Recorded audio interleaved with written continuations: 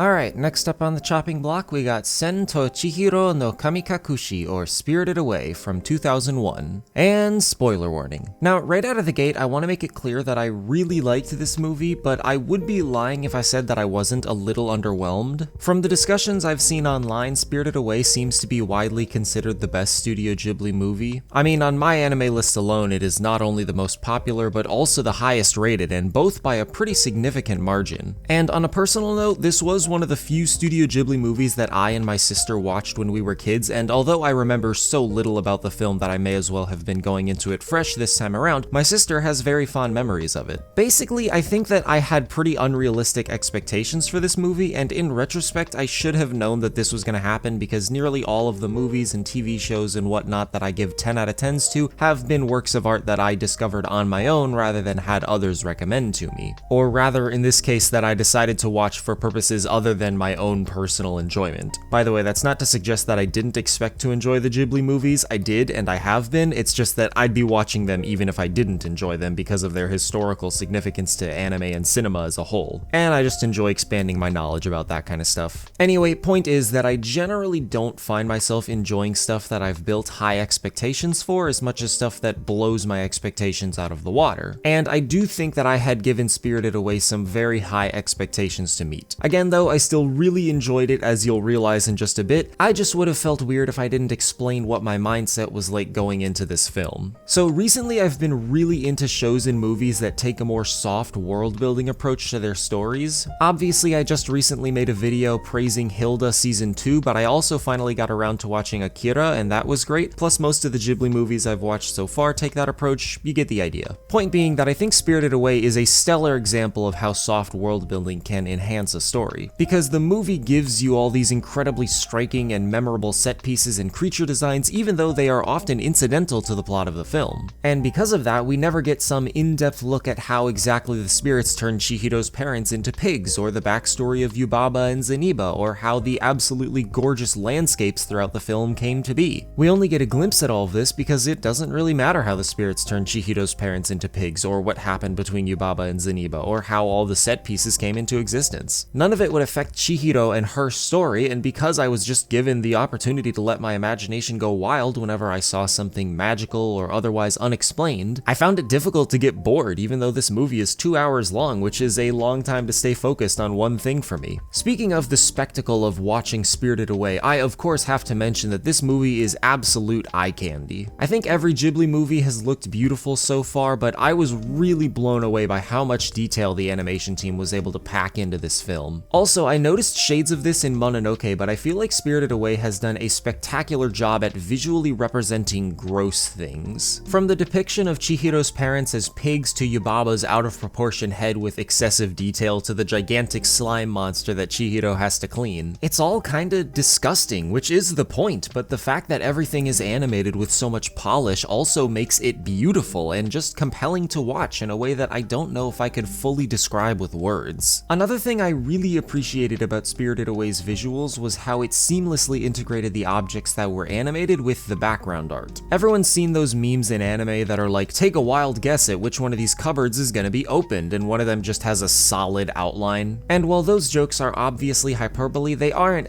that far off from reality, so watching stuff like Kamaji opening one of his drawers where the transition from painterly background to cell animation is smoother than butter actually kinda blew me away. I have genuinely never seen any work of animation mix background art and foreground art like this better than Spirited Away. On a similar note, I'm also a really big fan of the character designs of this movie, particularly Chihiro's. I don't know why, but I really like it when a character has arms and legs that are just a little skinny proportionally to the rest of their body. Of course, all the human-like characters also look very clean and have that classic Ghibli aesthetic, which is just oh so attractive. And the non-human characters are packed with personality. I already touched on this, but they all have such memorable designs. I especially like the River Guardian, even though it's only on screen for like 10 seconds in its true form. As always, I think the voice acting was great. I think Hiiragi Rumi immaculately captured the terror in Chihiro's voice throughout the early parts of the film, wherein everything is still foreign and scary to her. Though I will say that she doesn't match the memorabilia of Yubaba's voice, which is just perfectly fitting for her design. In terms of music, I didn't think that any track in this film's score was bad at all. However, I didn't really find any of them particularly memorable, especially in comparison to some of the musical highlights in other Ghibli movies, such as the ending sequence from Kiki's Delivery Service, the song that plays over the scene on the dock in the ocean waves, and of course Whisper of the Heart's use of Country Roads. And since I'm on a more critical note, I guess now is as good a time as any to talk about the story. I don't think it's bad by any means, but I mentioned how this movie makes really strong use of soft world building earlier, and the slight drawback of that is that stuff just feels like it kinda happens in the plot. Like at any point in the movie you might just encounter something that completely changes the direction of the story moving forward. And while I do think that that greatly enhanced the sense of wonder and mysticism I felt throughout the movie, it also did occasionally lead to a bit of confusion on my part. I talked about the stuff that isn't explained in the film being unimportant and how that makes it much easier to accept anything that doesn't make logical sense, and that is the ultimate goal of soft storytelling. If you can convince your audience that something doesn't require further thought, they probably won't think about it too much, and when done successfully, this allows a creator to guide the audience's attention away from things that might break immersion and towards things that will enhance the story. However, this is a very difficult thing to do perfectly, and every viewer's experience will be different. Personally, while I think that Spirited Away does a fantastic job at soft storytelling, I don't think it's flawless. I was pretty confused about what the purpose of Kaonashi, the no-face spirit, was, and what exactly the connection between the apricot-looking thing that the river gives Chihiro and its apparent healing properties for Haku. Ultimately, questions like these never broke the movie by any extent, so I don't dock it too many points. Plus, I am also willing to believe that the cultural gap has something to do with my confusion. Perhaps if you're more knowledgeable on whatever belief system this movie takes inspiration from, the film makes perfect sense to you, but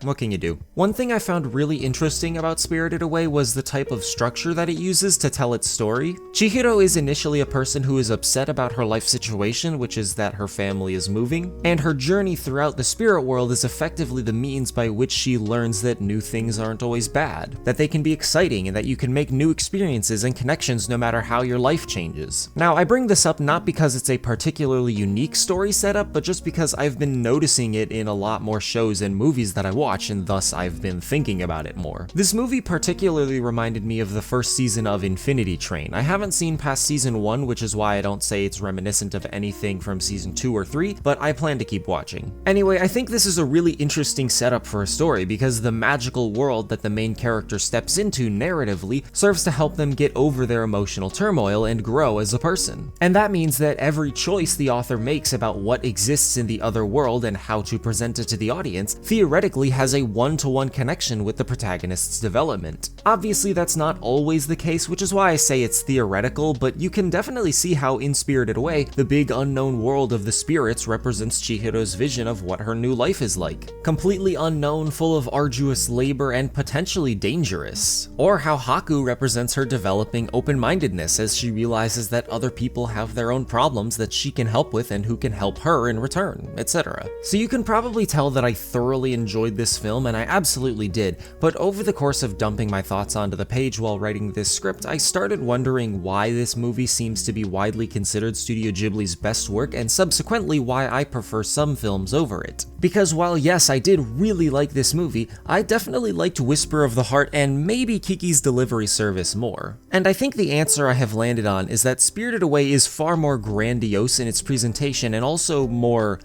broad, I guess. Like, Chihiro is the type of character I could imagine anyone relating to regardless of demographic. However, Kiki's Delivery Service, I feel, is a purer coming-of-age story, and Whisper of the Heart is obviously a movie that caters towards a very specific type of person, that being an aspiring artist who is struggling with confidence in their craft, among other stuff. And I think it's that little bit of extra personal connection that I don't quite get from Chihiro. I mean, my family moved when I was pretty young, and I just never interpreted the situation as a scary new challenge to my life, which is the result of me being lucky enough to have been raised in a stable environment where I was never really seriously concerned about my quality of life going down. Ultimately, I don't think that had a huge negative impact on my opinion of this movie, considering that I still loved it and think it's a very strong entry into Studio Ghibli's catalog. But with that said, I would love to hear what all of you have to say about Spirited Away if you had already seen it, or if you're watching these films along with me. Personally, I'd give it a strong 8 out of 10. And I think that is gonna do it for this episode of Watching Every Ghibli Movie, so thank you guys so much for watching, and tune in next time where I will be watching Neko no Ongaeshi, or The Cat Returns. So until then, have a wonderful day, thank you once again for watching, and I will see you in the next one.